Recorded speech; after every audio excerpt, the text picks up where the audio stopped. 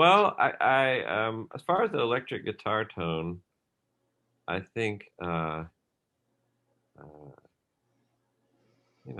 you hear people say, well, it's in your fingers for the most part.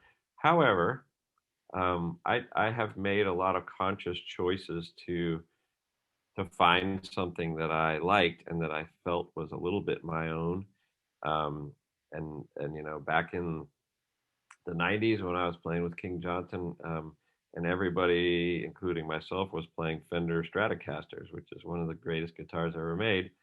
And but I kind of felt like I was lost in the crowd. And so Mm, that's when I found this Guild hollow body electric. It's a thin, for those who don't know, it's a thin body, kind of almost like a poor man's Gibson, but it's a hollow body electric guitar with sort of cheap pickups in it. But it's a well-made guitar mm, from the '60s, and it just had its own thing where you could sort of hear it would feed back a little bit, and you could hear the wood from the guitar just because of the hollowness and because the pickups were somewhat microphonic, and I had to stuff it with stuff so it wouldn't feed back too much.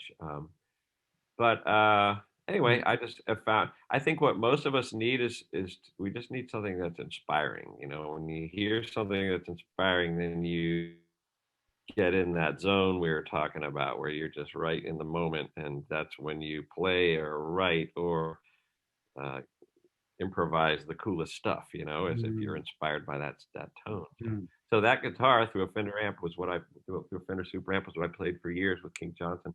And then when I started playing my brother, we were doing sort of something more broken down, and my brother had these really cool little amps that were little K, a real cheapo little thing, but made of plywood. But by '60s standards, it's pretty darn cool.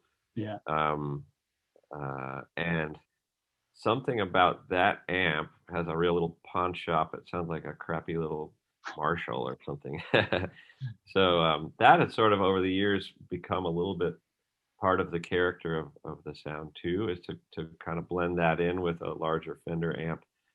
Um, and then the rest of it, I think, for all of us guitar players, the more we do it, you know, I like to think I could pick up someone else's guitar and I'd still sound kind of like me just because of the way and I feel like that with all my guitar heroes, I can tell it's Mm, them no matter what mm, they're playing.